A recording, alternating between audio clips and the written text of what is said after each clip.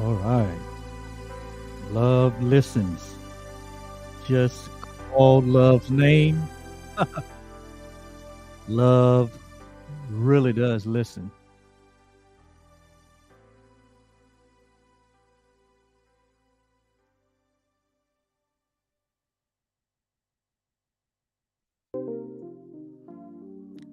All right. And good day, everyone. And welcome to today's session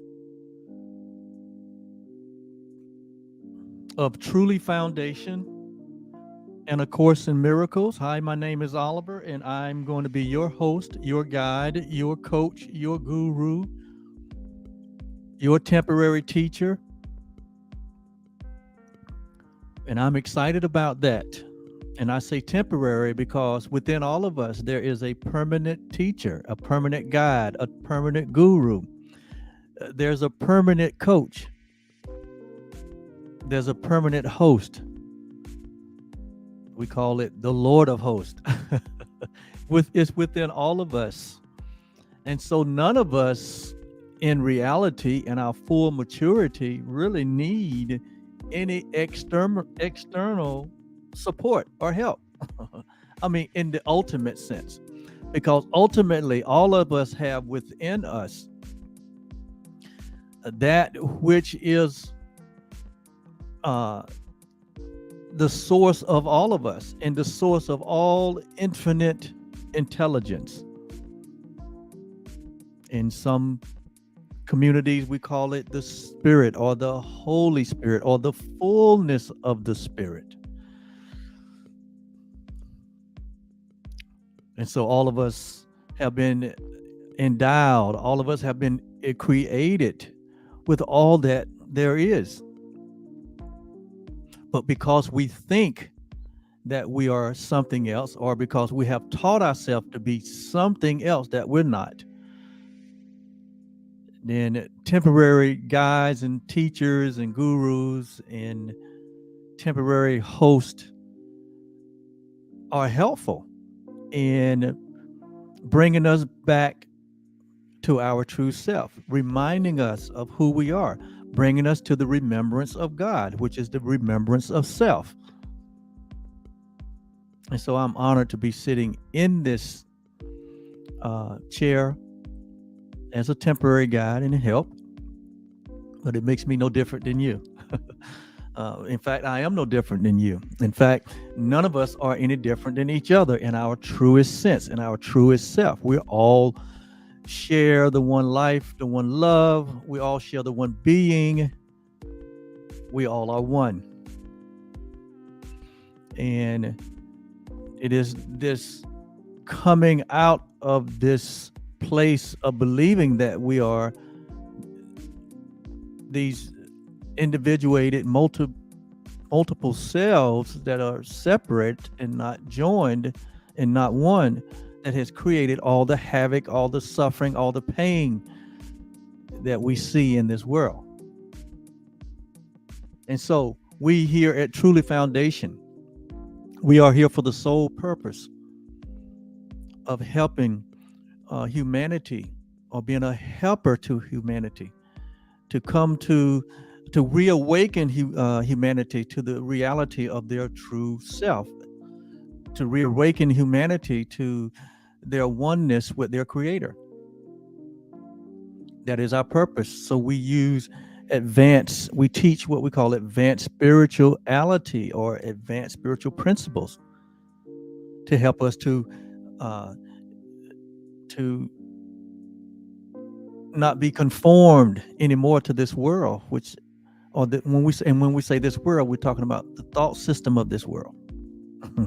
So in transformation, one has to undo or be not conformed to this world, but be transformed by the renewing of the mind. And so what we do here at Truly Foundation is we use multiple spiritual documents, resources to help us to bring out bring this transformation into a practical reality for anyone that's interested in coming out of a place where there's a lack of peace, a lack of joy, a lack of happiness, a lack of purpose, and bringing you into the light of the truth that we all have purpose, that we all have a sense of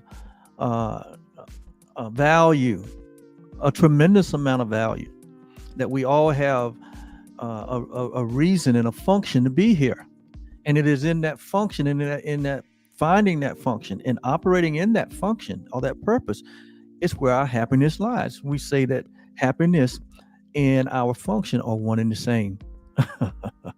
Because happiness is God's ultimate gift to us, our fulfillment, our contentment, our love for not only ourselves, but for all humanity and for our Creator and all living things. That is the ultimate. How do you get there? Well, God has a path and a way. God has a plan and a way, and that's what we're here to share. And here in this project that we're on, this 365 days of renewing and transforming our minds to think along the line of that which is truth, we're using the Course in Miracles. And it is a tremendous document that has been downloaded to us to help us to come out of a place of confusion. And so it is not a religion. Course in Miracles is not a religion. It's not even a religious book. Course in Miracles is a book of universal principles that we all share. It is about the oneness. It is the principle of oneness, that we all share the same one existence. And there's so many metaphors around us in the natural that is trying to teach us that. But here we can directly sit down for these 365 days and go through the process of renewing our minds, this process of undoing a thought system that only led us to hurt and pain. And so today we're going to turn away from our normal or next lesson, which would be 231, and we're going to pause briefly to cover again this subject that we have covered in many previous lessons that we've gone through. It is central. This idea of forgiveness is central to all religions. It's central to all cultures. It is central to all human interaction. And so the Course specifically, Paul's is here and gives us additional information on forgiveness, and it's because it's so very important. This is one of the universal central themes that the Course offers us. And it puts so much weight, so much credence, so much importance on the subject of forgiveness. Why? Because in this horizontal world that we're living in, the Course says that forgiveness is the most powerful, it's the greatest, it's the greatest tool that we have at our disposal to bring about the peace that we all desire, to bring about the exodus from suffering. All of us desire to be at peace. All of us desire to walk in love, to have a heart of gratitude. Well, forgiveness is the means by which we have that experience, according to the Course. And it places it as the practice that we must engage in if we are going to what? If we are going to find our way back to God, to find our way home. And so today we're going to delve into this subject from A Course in Miracles perspective, because it is from the Course perspective that I found complete healing in my own life. It was from the Course's explanation of what forgiveness, what is forgiveness, what true forgiveness represents, that I was able to unloose and unshackle myself from the pain and suffering, the mental torment that I had been experiencing in my life. Had experienced in my life. It was through this idea. This is the Jesus's form of forgiveness. This is the course forms of forgiveness, which in many cases transcend what we've learned in the world. In many cases, it transcends even what biblical scholars, even what religious ideas have promoted over the years about forgiveness. It takes it to a higher level. It empowers us instantly to enter into an awareness and an awakening and an enlightenment stage that really sets us free. And so we're going to get started. What is forgiveness? That is the question for today. And that is the question that will be answered this day. If you're struggling with, in your own life, in relationships, personal relationship, family relationships, which we know that family relationships are running rapid in the world right now. People are struggling to maintain peace within their relationships. There's a tremendous amount of family breakdown because of a lack of peace or a lack of oneness, or we could say a lack of forgiveness, or how to navigate forgiveness, or how to really understand that without it there is no peace. There is no peace for the one that retains unforgiveness or unforgiving thoughts, one that retains grievances against another or even against themselves. There's a tremendous amount of confusions in people's lives in terms of their relationship with their divine, their relationship with God. They don't understand why such pain and suffering persists in the world. Who would make a world like this that is so full of hurt and pain?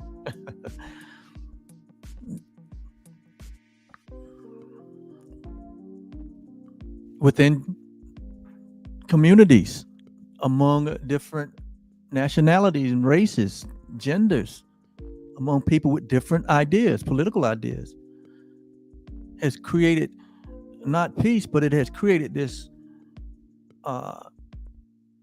overarching expression of hatred and division, where there is no forgiveness, where hate is the order of the day. And so I think that this topic is very timely. I think it will serve as a wake-up call or an awakening to all of us, because we are the ones that have created the world that we live in. We are the one that have created the relationships that we're in. We're the one that have created the division and the separation and the strife that exists in the world. And consequently, we're the only one that can deliver ourselves. We're the only one that can rescue ourselves from this current situation. But it starts with us. It starts with you. It starts with me. And so the course here is going to define forgiveness for us. It might be a little startling to some of us. It might be hard to embrace for some of us. It might be unbelievable for some of us, the way that the course described, or the way Jesus, who is the scribe of this course, defines forgiveness. But just let's delve into the idea, to the thought, and ultimately into the practice. So it says, what is forgiveness? And this is from A Course in Miracles, in the workbook section, part 2, on page 401 if you are following along. This is in the blue book. What is forgiveness? What is it?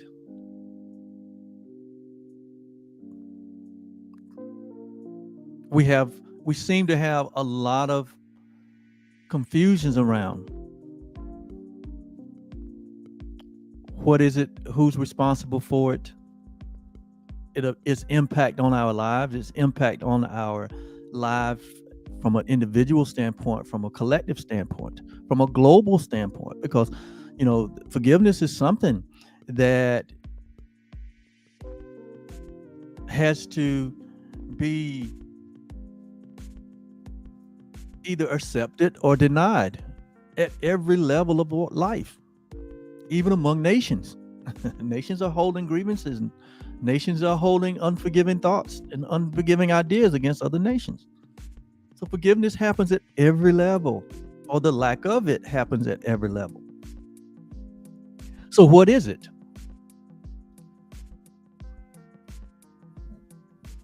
It says that forgiveness recognizes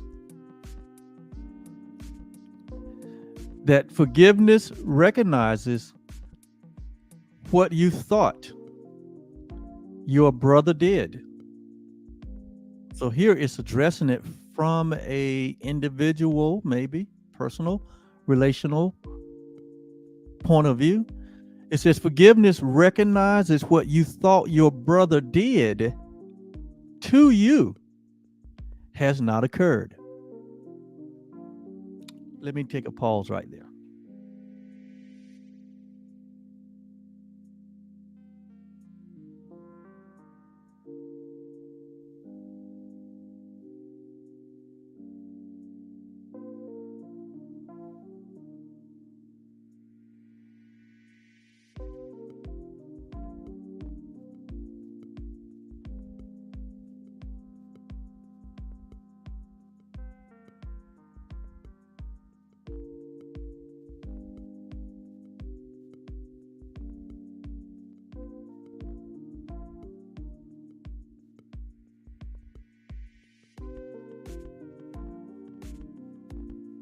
Thank you. Let me repeat that. Forgiveness recognizes what you thought your brother did to you has not occurred. So forgiveness induces a recognition of a thought that you had concerning someone else. And what you thought concerning someone else is that someone else had done something to you. And what the Course is saying here is that what you thought someone did to you, or your brother or your sister or another human, he said, what you thought they done to you, it has not occurred. Now, immediately you would think, what do you mean? I know what they did to me. I felt it. I heard it. I experienced it. They did it to me. They did it to me. So what are you talking about? What I thought they did. No, I know they did it. I was there. I felt it. I did it. I heard it. They attacked me. They threatened me. They lied on me. They cheated me. They stole from me. They betrayed me. They misrepresented me. All these things they did to me. They did it. And here, right off the bat, the Course says, or Jesus says in his Course, that the recognition that this thought that you have that someone did something to you, he says, in forgiveness, you recognize that it had not occurred. And you say, well, you're going to have to tell me more. And we will tell you more. But this is huge. It's a recognition that everything that you thought that has happened to you on this horizontal plane, here the Course is saying it has not occurred. So right off the bat, the Course is recognizing or making a distinction between the real and the unreal. So let me explain that.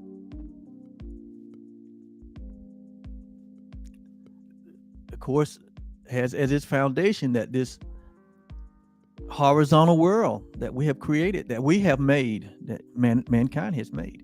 He said it's not a real world. It's not,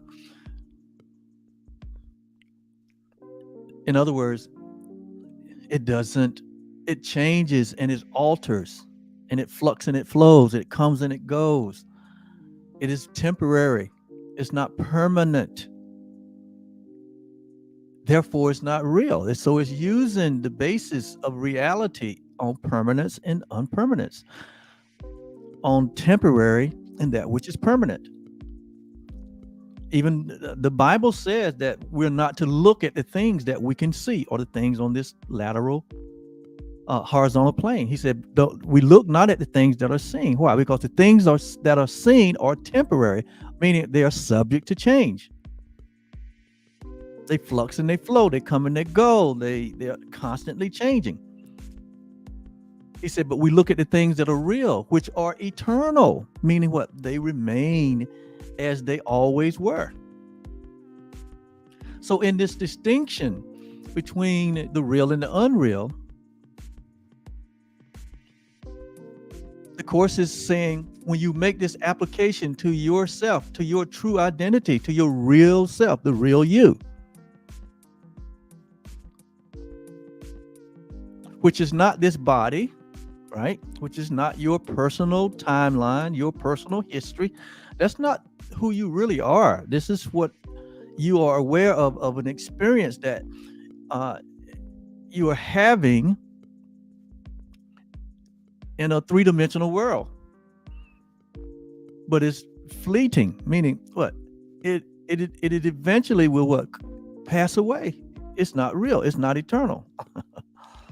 So when we apply our true identity as being in embracing the reality that we are timeless and formless beings, that who we are is beyond what you can see and touch and smell and taste, but who we really are as spiritual beings that share the one being that God is, that remains in the place that God created us and remain as God created us, that can't be threatened, that can't be attacked. Who we really are can't be threatened or can't be attacked. Only bodies can be threatened and attacked. So you would have to embrace yourself as a body identification, which is part of the problem. So when we look at this first statement that says forgiveness recognizes what you thought your brother did to you has not occurred. What it's saying is this happens at the level of your real self. This happens at the level of your spiritual infinite self. Because what happens in time and space, what happened in this horizontal plane, it eventually what passes away. In other words, it becomes a part of our past. And the past is what? Its past is gone. It doesn't exist anymore. So when you realize that you are this infinite, impersonal, self-aware self that is always present, that only knows the present, that reality is only in the present, then you realize that all of our horizontal experiences are just that. They're just experiences. But when we try to make those experiences that are in the past the present, that's where we go wrong, because there is only the present. For example, so when we hold on to a grievance, or we hold on to an idea that we were mistreated or unfairly treated from something that happened 20, 30, 40, yesterday, last week, last month, when we hold on to those things, we're holding on to a past that does not exist. And therefore, we cannot know ourselves in the past. We can only know our true self in this present moment. And so that means we have to let go of all of the past. When we say let go of it, we realize that it has no meaning. It has no effect on who I am in this present moment. But when we say that it does, then what we're doing is that we are making ourselves something that we're not. And anytime we make ourselves something that is not, then we suffer. We suffer the pain of it. We suffer the effects of it. And so in true forgiveness, there's a recognition that what I thought happened in the past.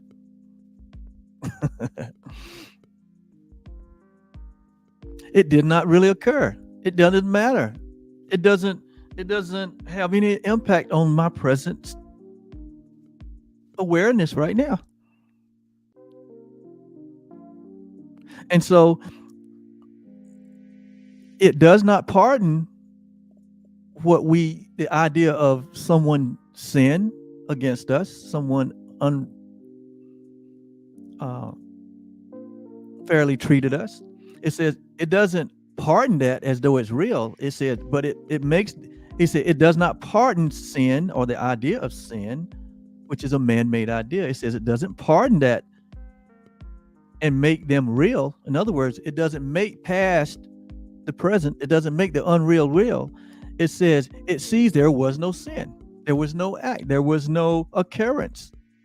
It was just an experience. It's like when you go to the movie and you watch the movie and you are being entertained. At the end of the movie, what do? You get up out of your chair, leave your popcorn and your Sprite or Coke or whatever, and you walk away. You don't walk away thinking that the movie is your life. The movie is still, going to impact your life. No, you walk away saying, oh, it was an experience I had, but it's not a part of my reality. Same way, when we have hold a thought or an idea that we were unfairly treated, and when we hold on to that as though it is happening now and in this present moment, then what we're holding on to is an illusion. We're holding on to a past that doesn't exist. And no wonder we feel the way that we do. Because it doesn't allow us to see us for who we are, and it doesn't allow us to see others for who they are. In fact, we can't even see God for who God is when we're holding on to an illusion, because it becomes a block to the awareness of love's presence. So in true forgiveness, there's a recognition that nothing occurred. In true forgiveness, there is no pardoning because there's nothing to pardon. In true forgiveness, we don't make the error real. It sees there is no sin. There is no sin. There is nothing that occurred that has the ability to be present now. It says, and in that view, and in this from this point of view, are all of what we thought was a bad experience, of all that what we thought was an attack, of all that we thought that was a threat. It says it is forgiven. In other words, we give up bringing that idea into our present moment, because it's impossible to bring the past into the present moment. There's only the present moment. And so when we give up the idea of holding a grievance against something that happens in the past, when we let that go, it's called forgiveness, as though it didn't occur. It says, what is really, if you want to talk about what is the concept of sin, it says, what is sin? It says, here it says, we see there was no sin. And it says, what is sin except a false idea about what God created? It's a false idea about yourself. It is a false idea about your brother. It is a false idea about God. And so when we hold a false idea about ourselves, is that this is what sin is. When we just believe that we are this body identification, when we believe that who we are is an accumulation of all of our past, when we hold something in the past so dear that it causes us to see ourselves as separate from one another. It said that's what real, if you want to say what sin is, that's what it is when we don't accept the reality of who we are or embrace the reality of who all humanity is. It's a false idea. And so forgiveness merely looks at this falsity that we have made, and therefore what lets it go. We let go of the falsification of our identification, and in so doing, that is what forgiveness is. It's merely to let go, because as you'll come to understand, and as you already understand, to hold on to a grievance or to hold another human being in contempt or to hang on to a bad experience concerning someone else or even yourself, it opened the doors to all kinds of unforgiving thoughts. It opened the door to all kinds of low vibrational feelings. It opens the door to all kinds of vain imaginings, all kinds of thoughts. It blinds us to the happiness and the joy and the peace that we are when we hold on to what?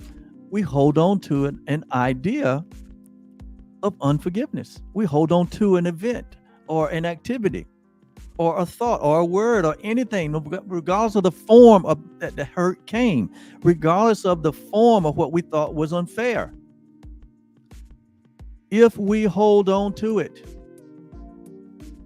in this present moment, it is a block. It becomes a block to the awareness of the light.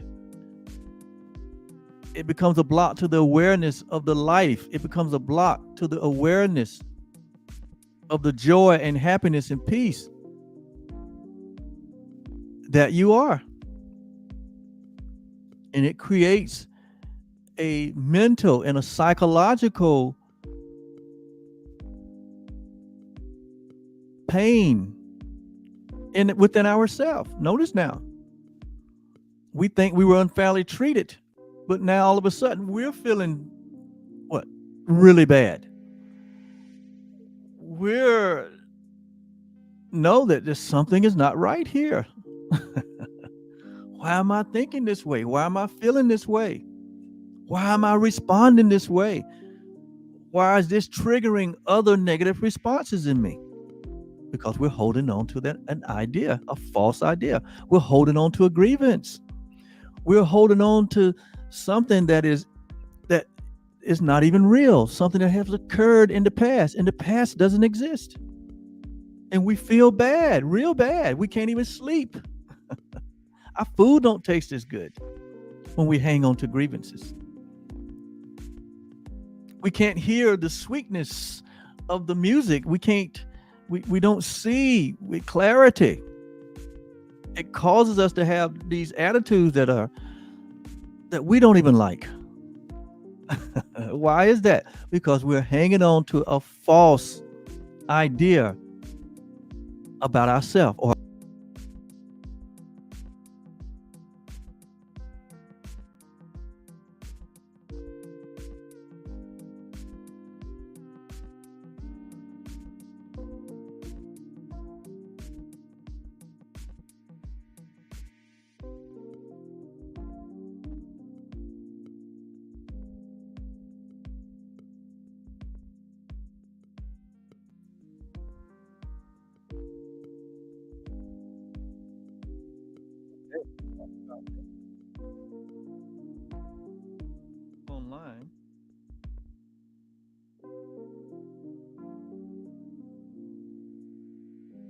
This message will get out.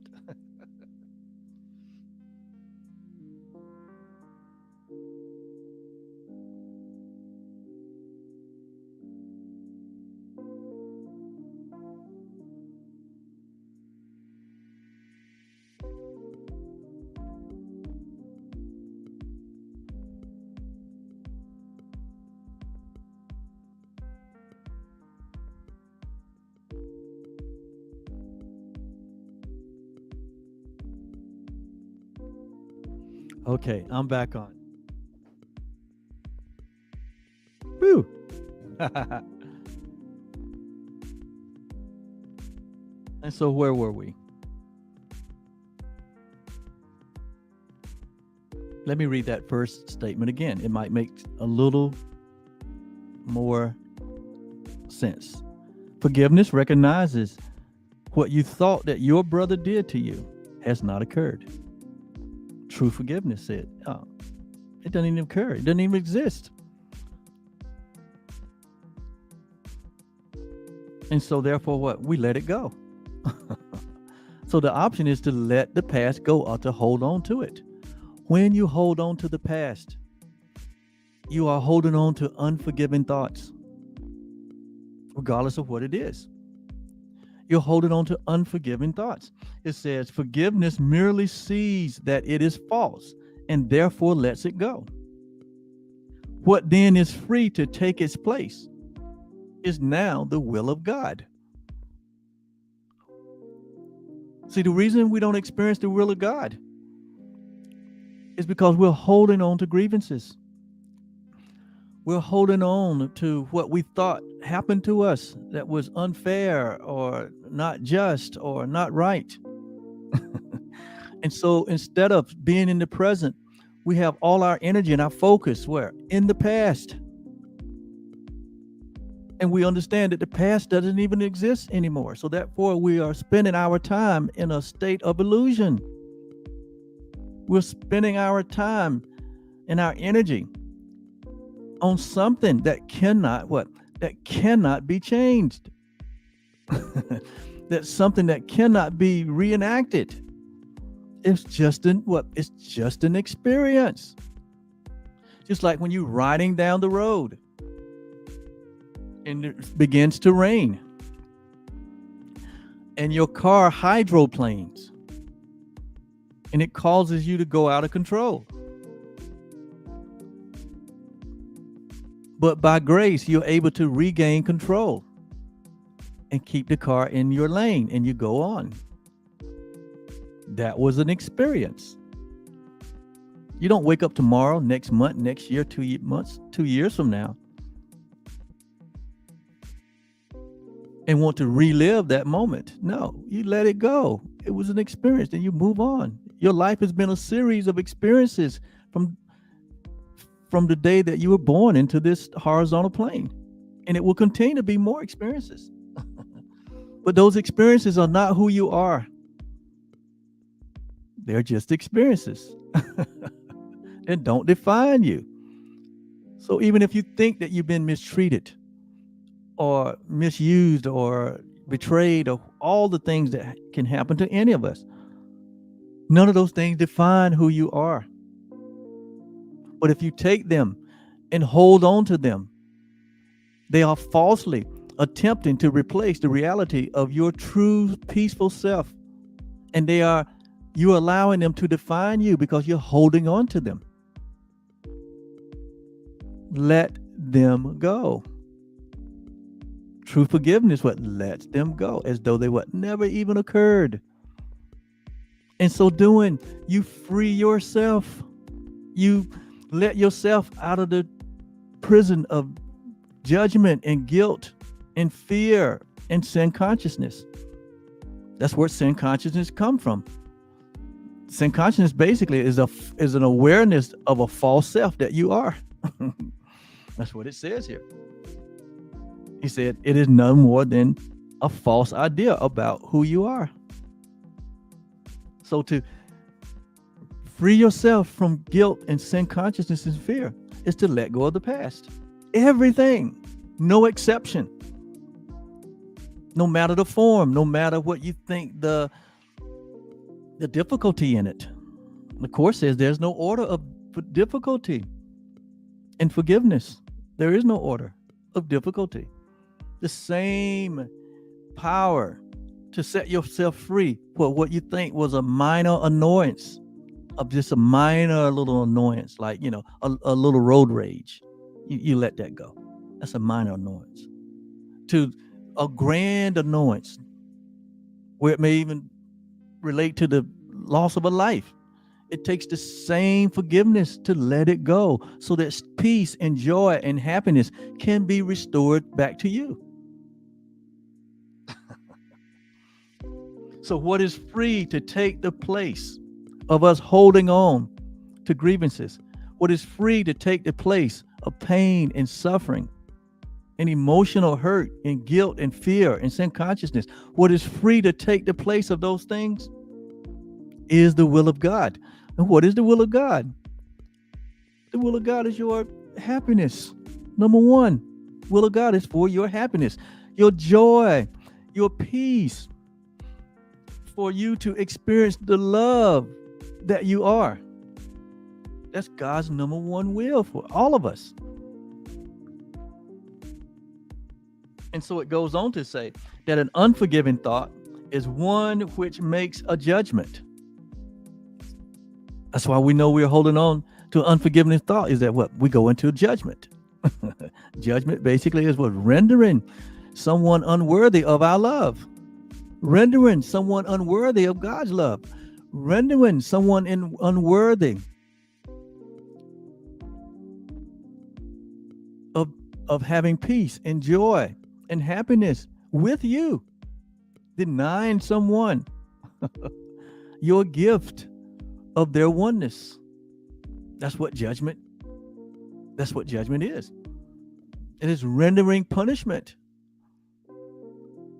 that we wouldn't even want for ourselves. But what we don't understand is that the punishment that we're rendering for another, we are rendering it for ourselves. Why? Because there's only one self and we all share it. That's what we don't know. That's the mystery. We don't understand that what we will have for our brother, we are going to have for ourselves. So if we're going to dig a ditch for someone, you might as well dig two. That's what Jesus meant when he said, judge not, that you be not judged. Do not hold on to grievances. Because if you do, they're going to have a hold on you. Jesus said, do not be unaware that what you thought your brother done, he did not do. He said, because if you do become unaware of it, he said the very thing that you thought was done will hold you and imprison you and rob you of your love, your joy, your peace, your creativity, your ability to walk in health, to have right thoughts. All of this impacts holding unforgiving thoughts. All of it impacts every level of your life, of our lives. And people don't understand that. Nations don't understand it.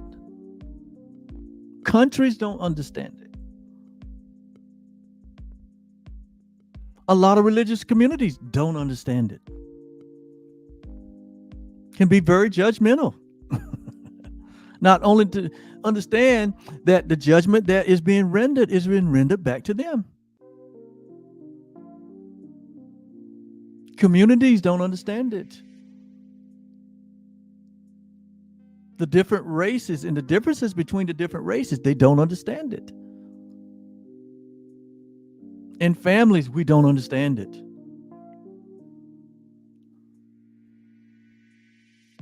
In our personal relationships, we fail to understand this.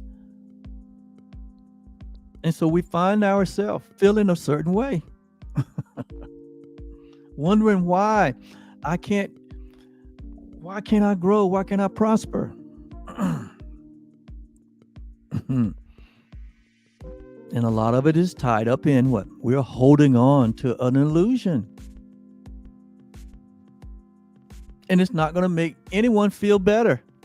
No. When we hold on unforgiving thoughts, I mean, it doesn't make you feel better. It makes you feel worse. It will impact your health. It will cause you to be fearful.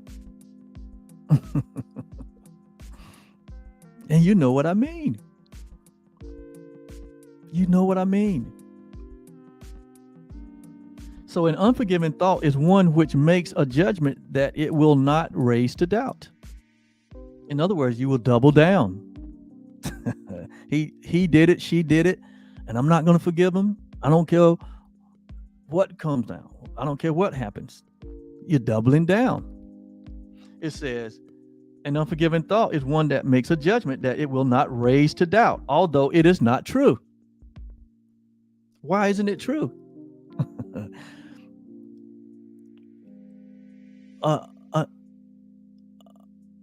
A temporary experience is not true. It's over when it happens. It's done with.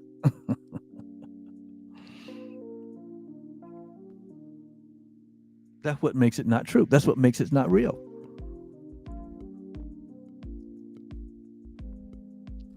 It said the mind is closed. See, we double down. We close our mind to the possibility that, hey, me holding on to this grievance is affecting me negatively. We double down. We feel like doubling down. We're making someone else hurt. We're judging. That's what judgment is.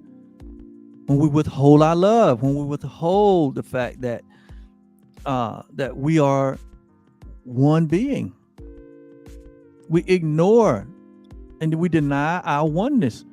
When we hold unforgiving thoughts, we're saying, no, I'm an island upon myself. I'm over here, they're over there. They wronged me. I'm going to withhold my love, my oneness. It's not going to affect me. It's only going to affect them. Well, we know by experience that don't work. Doesn't work that way. Why? Because that's not reality. Reality is we're one. And they're not over there and we're over here. Because we're not bodies. Remember, we are one in being, one in mind. Only minds can join. Bodies can't join. And our minds are always joined. And so when we're holding an unforgiving thought in a judgment for the purpose of inflicting pain, we're only inflicting it on ourselves. Please get this. This is the power of forgiveness, what we're talking about. It's so powerful that now you can say, yeah, what occurred, it didn't occur. Why? Because I'm not holding on to that. My brother may have felt in fear and acted out of themselves. Okay, he made an error. That's okay. Errors can be what? Errors can be connected. Errors can be what? Errors can be corrected. Errors can be corrected, and we all make errors. How do you want to experience your error? You want to have the leeway to correct it, right? So you give the leeway to correct it. Well, all others want the leeway to correct their error. And so we allow them to give their leeway to correct their errors by what? Not holding the grievance against them. So unforgiving thoughts. Number one, they make judgments. Number two, they double down. It says the mind is closed and will not be released. In other words, we will not release the experience. We will not release the person. In other words, we will not release ourselves. And so the thought protects our projections. What thought? The thought of judgment, the thought of doubling down, of having a closed mind. It says tightening its chains so that the distortions are more veiled. So at this point, they're saying we enter into, when we make a decision to hold on to a grievance, when we make a decision to hold on to an unforgiving thought, when we make a decision not to release a past that doesn't exist. It says when we make a decision to hold on to a false identification of another or even ourselves, it says when we do this, we are tightening the chain of distortion. We are in distortion. We are in what a lot of psychology calls what self-deception. Even the Bible calls it. We're being self-deceived, thinking that we are divided, we are separate from one another, when in reality we are one. That's why the universe only knows that there is one. That's why when we say things about ourselves, the universe only knows that you're talking about yourself. That's why when we say things about others that we wouldn't say about ourselves, the universe only knows that one. So it thinks you're talking about yourself. So it creates a scenario where the very thing that you are judging is coming back to you in judgment. Because there's only the one. See, if we don't understand this oneness, we are subject to hurt ourselves in so many different ways, psychologically, mentally, physically, spiritually, because we are unaware of the oneness that we share. We're unaware that we are one being, even though there's thousands and billions of different bodies that give the appearance that we're separate, that give the appearance that there's multiplicity, that give the appearance that reality is divided and separate, it's different. But that is looking at it from a natural point of view. It's called a natural man. Paul said in scripture that the natural man knoweth not what reality, it knoweth not the things of God. Because they're what spiritually understood. Well, here, I'm giving you some spiritual understanding that can change your life.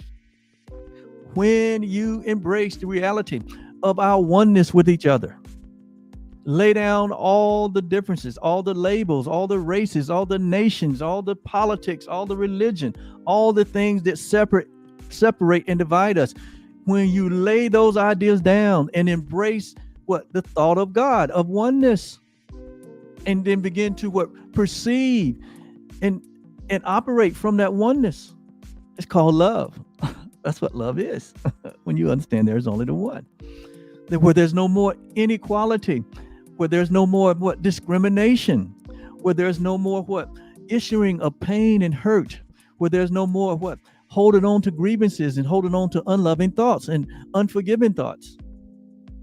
It is in that letting that go that you begin to experience the peace of God that you so desire. You begin to experience the peace of God that you are.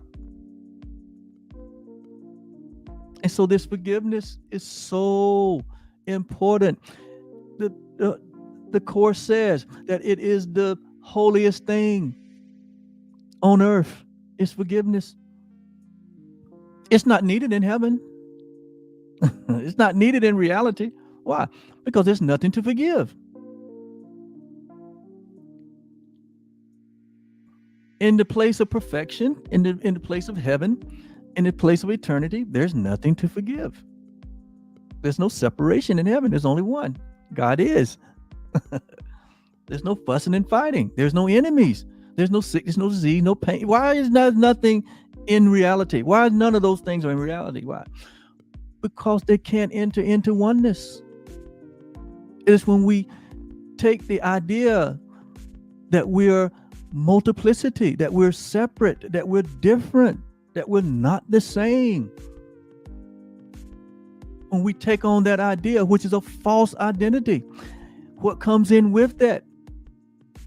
Is the suffering, the pain, the hurt, the division, the separation, the inequality, the prejudices, the superiority, the inferiority, and everything that we would not want to experience. We open the door to that. And so we must understand our oneness.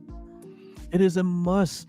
It is called the awakening. It is called being enlightened. It is called being born again, when you realize that you are one with every living thing. Even the Creator is a part of that oneness.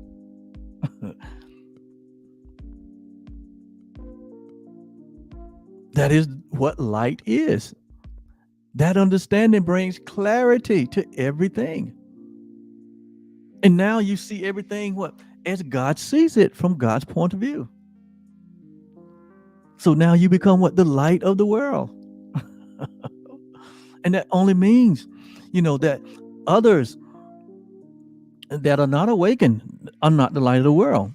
It's just that they have covered or veiled their light over by holding grievances and forgiveness, unforgiving thoughts, and holding on to a past that doesn't exist, and holding on to a false identity that doesn't exist.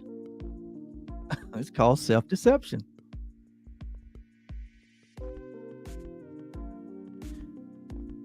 It says the thought protects the projection, tightening exchange so that the distortions are more veiled and more obscure, less easily accessible to doubt, and further kept from reason. So we have shut ourselves off to reality when we're holding. This is the impact of holding unforgiving thoughts. This is the impact of holding on to grievances. We shut ourselves off from the reasoning of God. It says, less easily accessible to doubt and further kept from reason. What can come between a fixed projection and the aim that it has chosen as its wanted goal? So what can come in to an unforgiving space and change it? What can? It says, what can come into this? What can come into this fixed projection? It says an unforgiving thought does many things. See, an unforgiving thought will cause you to take action, harmful action, hurtful action. It does many things. It forces you. There's a control that now you've given yourself over to by holding an unforgiving thought. It says in frantic action. It does not only does things, but it is frantic. It does frantic things. It pursues its goal by twisting and overturning what it sees as interfering with its chosen path.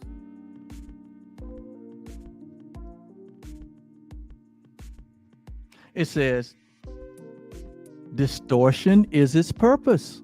We have given ourselves over to distortion when we hold on to an unforgiving thought, when we hold on to a grievance, when we withhold our love from another. And the means by which it would accomplish it as well. It sets about its furious attempts to smash reality.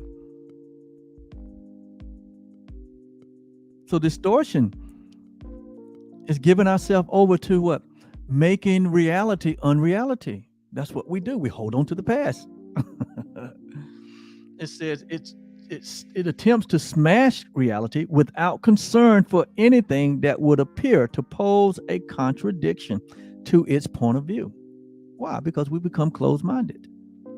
All we know that we feel like we've been hurt, so we want to what? We want to go out and hurt. We want to repay. We want to recompense. And we even think God is that way. And we think our Creator is the same way that we're acting. And when we think that our Creator is the same way that we're acting by what? Holding something against us and demanding punishment, then we begin to even fear God. We begin to have fear between us and our Creator. There is no love there. And so eventually we see ourselves standing on this island, separated and isolated, because that's what we do with others. We isolate and separate ourselves from them when we withhold our love from them. That's what we do. We separate and isolate ourselves. We feel like that's our only way of protecting ourselves. And so we go into isolation. But think about it. We go into isolation when in reality, there's only one. So how can you isolate yourself from yourself? You would have to go into distortion. You would have to go into an illusionary state, or as an illusion. You have to see yourself as a separate self, as an illusion.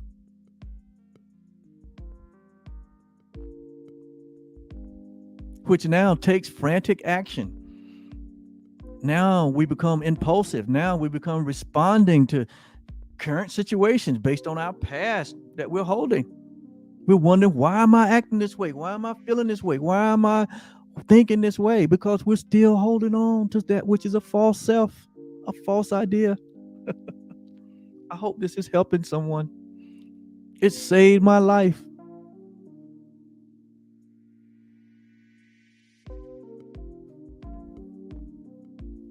So forgiveness. So that's what unforgiveness does. That's what it does. Let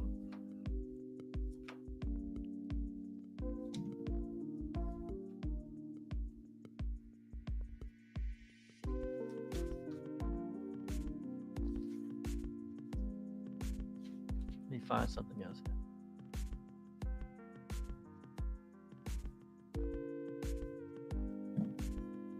Here are a few other things that it says.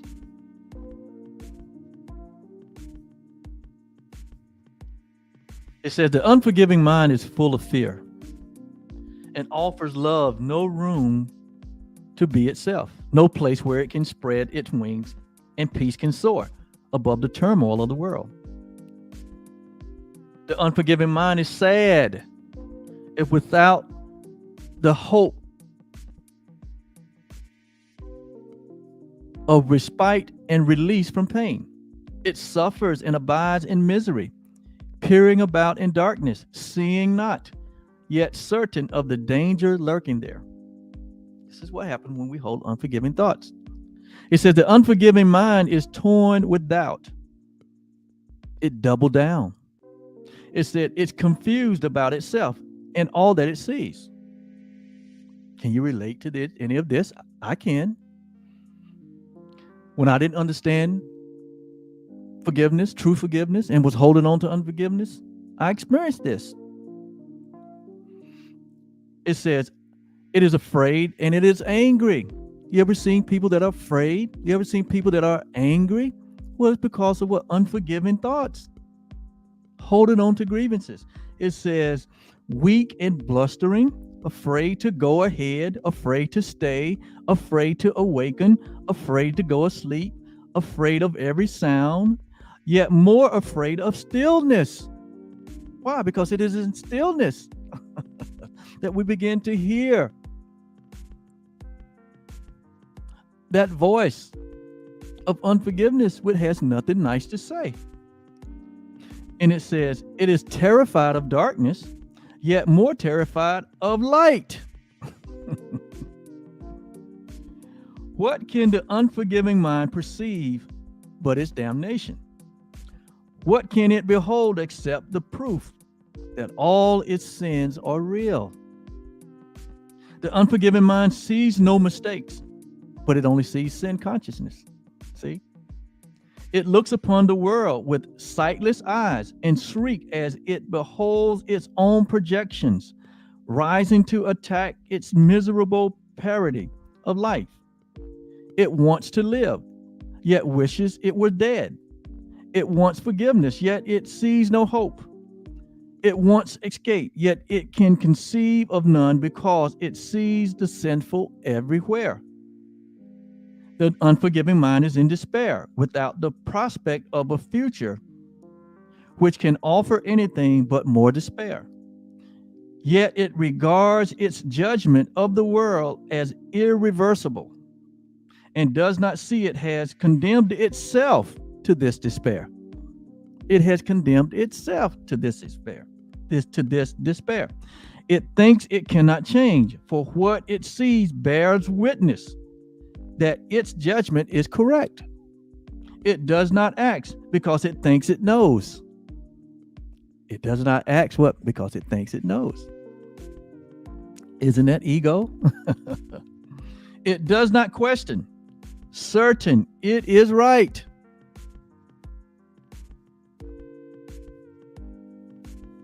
So that's the low experience that we will experience as long as we continue to hold on to our past and our past experiences. Hold on to grievances, withhold our love. It causes us to be totally oblivious to our true self.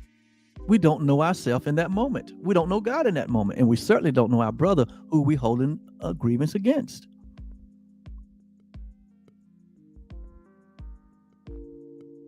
So what is the answer?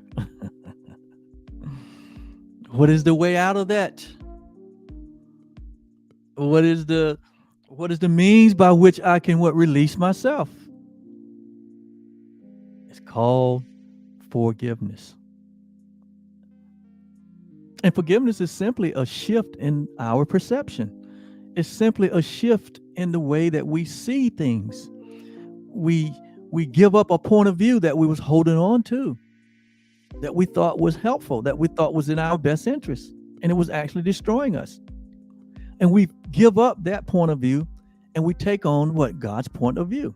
So it's a shift in perception. We forgive, or we give up one perception for another. See how simple that is? And it can happen in a moment, in an instant, in a like they say, a New York minute.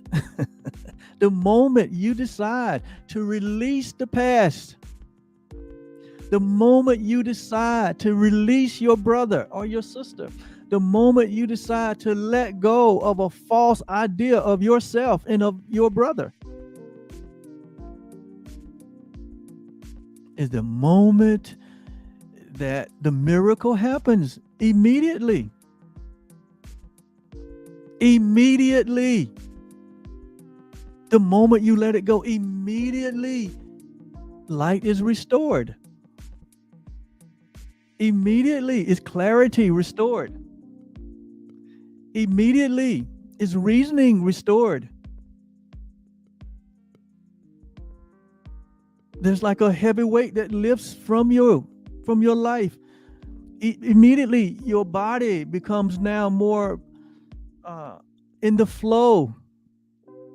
The blood flows much easier. The body repairs itself. The eyes can see more clearer. You can hear more clearer. You can taste your food. You can lay down and go to sleep at night. Your happiness and your joy and your peace seem to be restored immediately when you release it, when you let it go. Forgiveness is the way.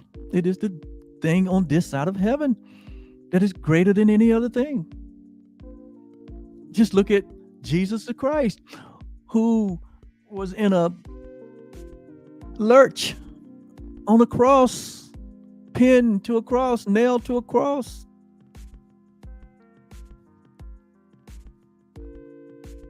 And when it appeared that he had all the reason to be upset and to be angry and to be mad and to hold on to a grievance and to see his brother as the attacker, to see his brother as the threat. What did he do? What did he say? He said, "Father, I forgive." What he was saying is, what's happening here, what the world is seeing, and what will be shown in the future to the world as something cruel, something ugly, something debilitating, something as the lowest as one can be treated. He said, what's happening here? He said, because I see from your point of view, he said, this has not even occurred. He said, what I thought my brother was doing to me, he said, what? It has not occurred.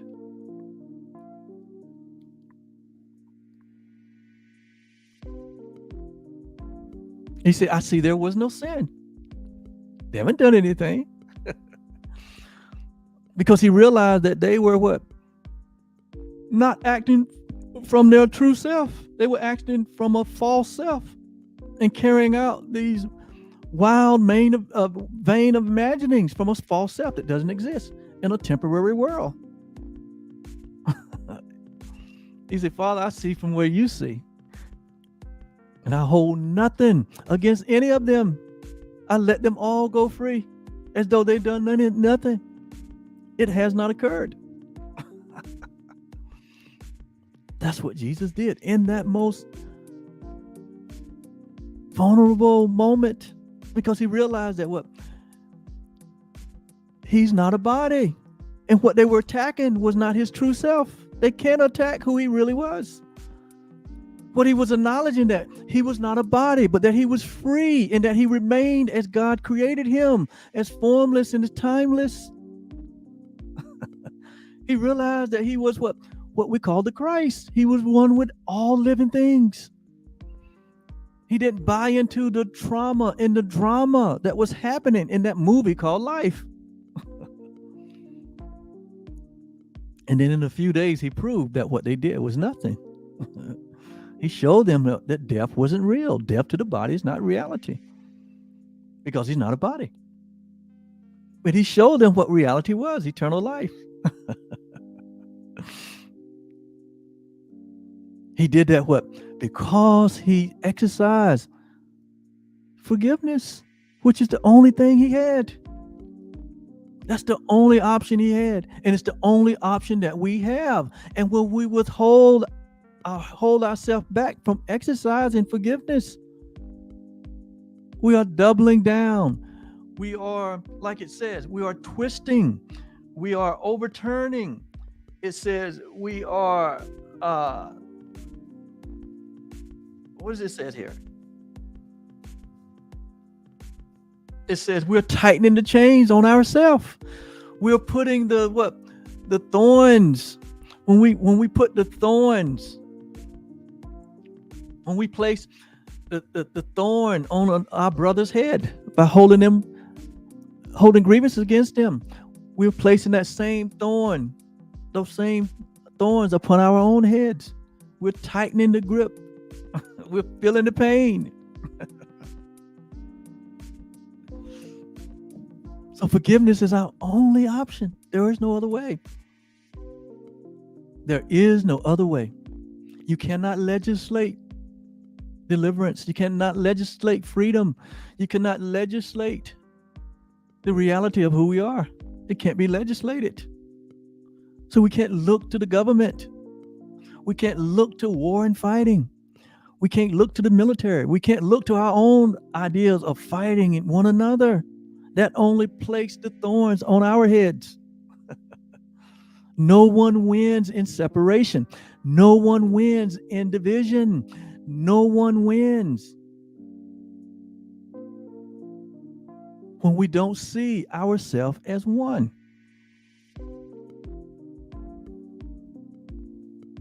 And so forgiveness, on the other hand, we talked about what unforgiveness does.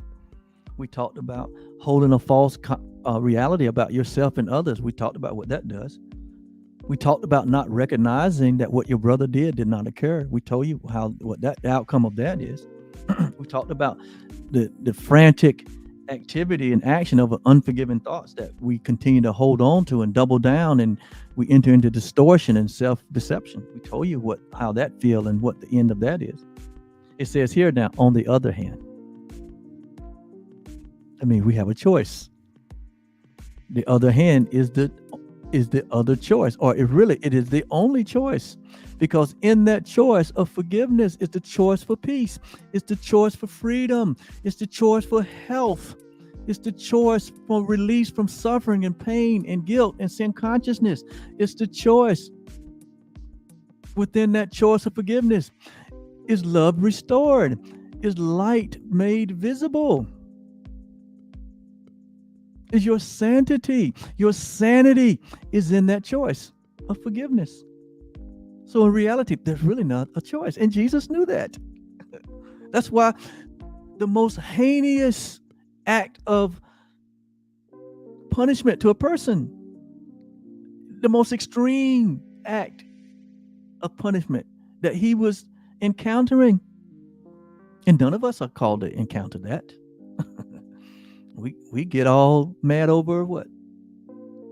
Someone walking out in front of us. But here he was in the most extreme. And he realized, I have no choice. I understand that what's happening here is nothing. This is temporary. This will pass away. That this body was born to pass away. It's not real anyway. Who I am, I'm still in my right mind. I know who I am. I know who my Father is. I know who all creation is. And so forgiveness, on the other hand, I told you this forgiveness we're talking about today is not what it's not what they teach in many of our communities. many of our communities. It's not the way that we're taught. We're taught that, yeah, it did happen, and eventually I'll release them, or yeah, it happened, but I'm gonna give you mercy and let you go. That's not true forgiveness. Nah. That's not true forgiveness. Yeah, you did it, but I'm gonna let you go. I ain't gonna forget it. I'm not gonna forget it. Oh, we have this sense that, oh, they now owe us something because they made an error. That's not true forgiveness.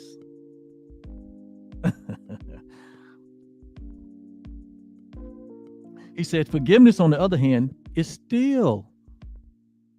When we forgive, we sit still. We don't react. We don't take frantic action, but we just sit still. He say, it is still, and quietly it does nothing. It doesn't talk about it. It doesn't, it doesn't broadcast the incident. It doesn't keep repeating the incident over and over again. Yeah, I forgave them, but they and we're going to tell everybody as though we want to give everybody else a sense of this person is unworthy. That's not true forgiveness. No, true forgiveness is sit still. And it does nothing. Jesus was still in that moment, and he did nothing. He didn't say anything. He didn't say y'all unfairly treating me. He didn't say y'all was attacking me. No, he said he didn't say I didn't do anything wrong. Why are y'all doing this to me? No. He sat still and quiet. And when he did speak, he said what? Father, I forgive, for they know not what they're doing. See, because it is in that quiet moment that we begin to hear, because we've chosen not to what? Attack or to retaliate. But we chose to hear, to listen, to be still and hear the voice that speaks for love. And love will tell you, this is nothing. This is an opportunity for you to share and to show and to demonstrate that you are indeed the light of the world. It is an opportunity for you to demonstrate and show that indeed you are God's offspring, that you share the love of God, the peace of God. It is an opportunity for you to demonstrate that you are certain about your identification, that you are an eternal being, that there is no threat. Love cannot be threatened. That which is real cannot be threatened. It's a demonstration of your reality that cannot be threatened.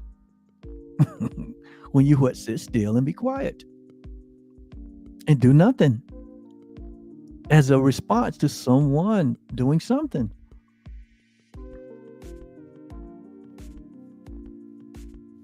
He says, so forgiveness, on the other hand, is still and quietly and does nothing.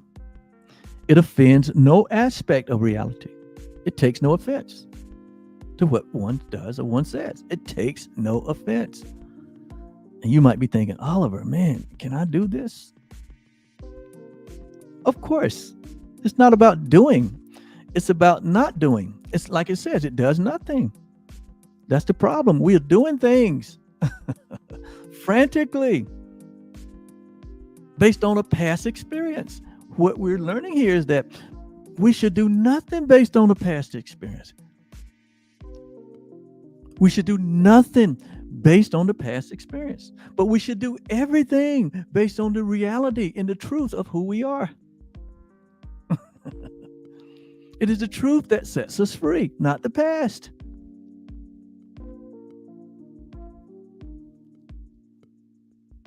It offends no aspect of reality. Why? Because reality cannot be altered or changed. Nor does it seek to twist reality to its appearances that it likes. It doesn't seek to make itself look good. Forgiveness doesn't seek to make itself look good. Forgiveness doesn't seek to justify its anger, to justify its withholding of its love from another. But it sits still and quiet and does nothing.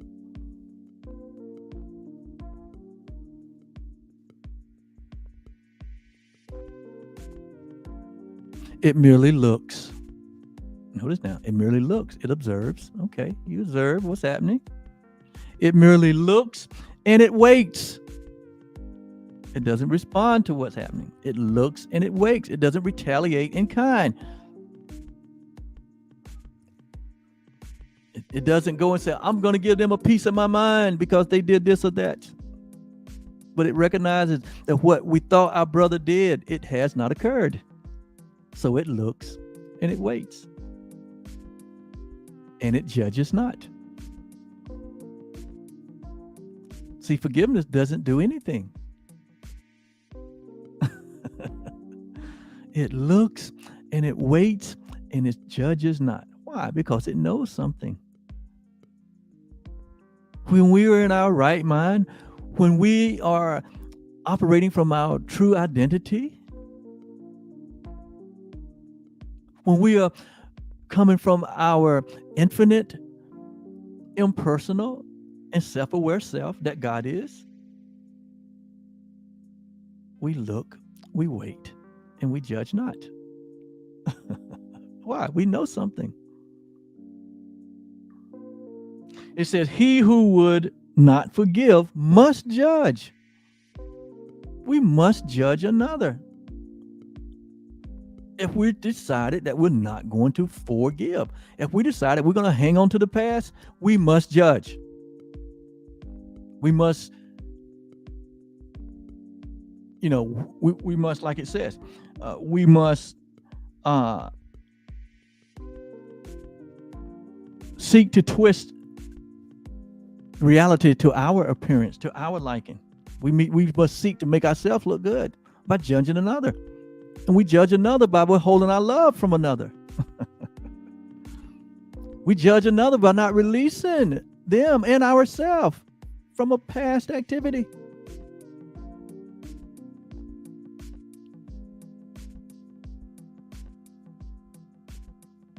It says, he who would not forgive must judge, for he must justify his failure to forgive. But he who would forgive himself, notice now, the forgiveness is for himself.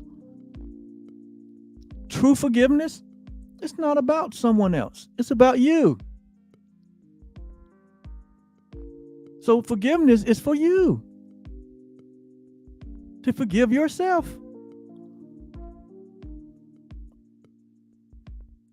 Even in that act or that activity that we thought was an unfair treatment, it says when we are clear about who we are, we realize that we forgive ourselves, or we give up the perception of an ego idea of going on the attack, of an ego idea, or being attacked or threatened. We realize that we are safe in God. No one can attack our reality. We're safe in God. We are certain about that. And so he that would forgive, he forgives himself, must learn to welcome. We learn to welcome truth exactly the way it is. And what is the truth? There is nothing but the reality of God is. And we all are a part of that. This illusionary world that we made up. this time and space and form that we made up, that is acting out on this stage all the unloving thoughts, all the unloving ideas, where humanity is fussing and fighting one another and dividing one another in so many different ways and labeling one another in so many different ways. We realize that's not reality. That's not the real deal. That's passing away. That's just running out of time. And it's getting uglier and uglier and uglier as we move towards its very end.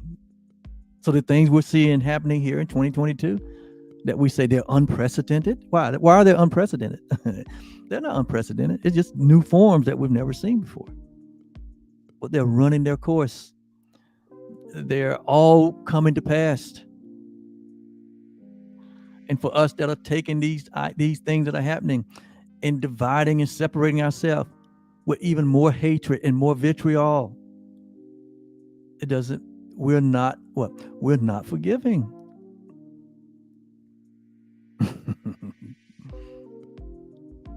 And we're not feeling good about it. And it's not correcting anything out here. It's getting worse. That's not the answer. The answer is forgiveness. Regardless of the form, regardless of how unprecedented it is, the true answer is forgiveness.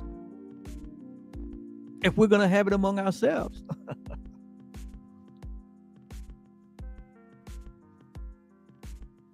So do nothing then, and let forgiveness show you what to do.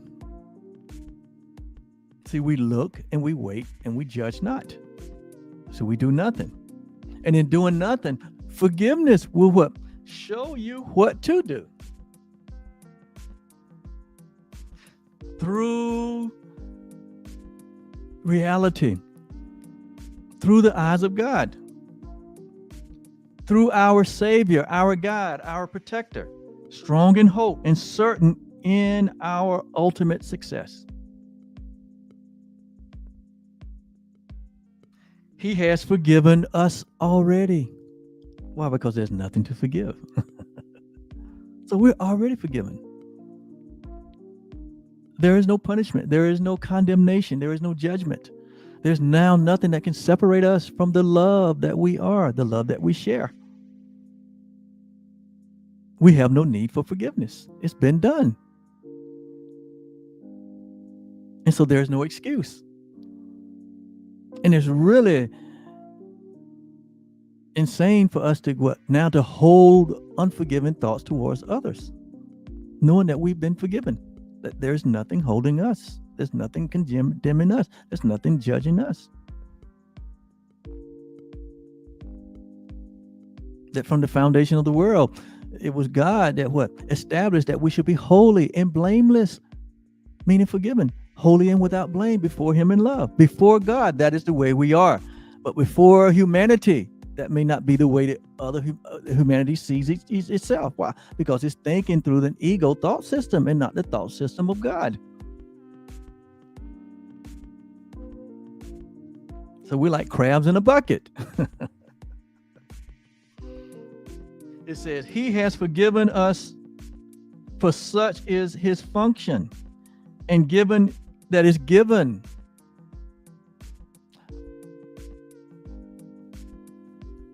We are forgiven. He says, now must we share this function and forgive whom God has saved. Who has God saved? All humanity.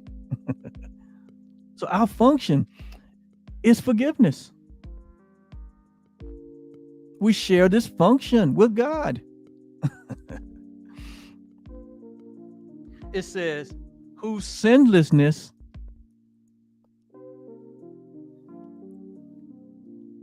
he sees in everyone. God sees everyone what? Without sin. Why? God can't see sin. He can't even conceive of it. Only a dream of separation can conceive of a false self, of something different than the innocence of which we all share.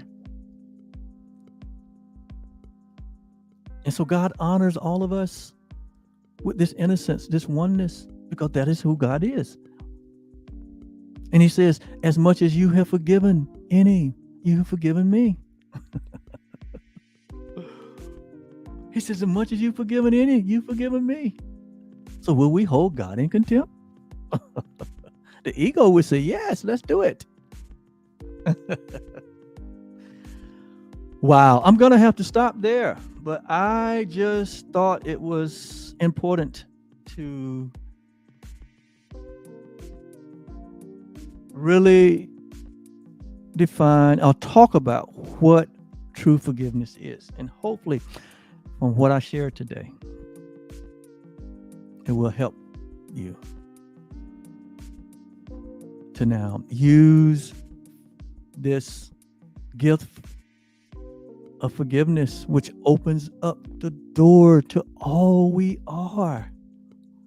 It opens up the door to all the gifts that are already present within us. It unveils, it removes the darkness from all that we thought was reality. It rents the veil. Yeah, forgiveness does all this and more. There's more. There's so much more that forgiveness does. And maybe I'll talk about it again next time. But you got to come back and see if I do. Thank you so much. This was great. Have a great day. And remember, whatever you do, forgive. It sets you free. It sets the whole world free when you forgive. Have a good day.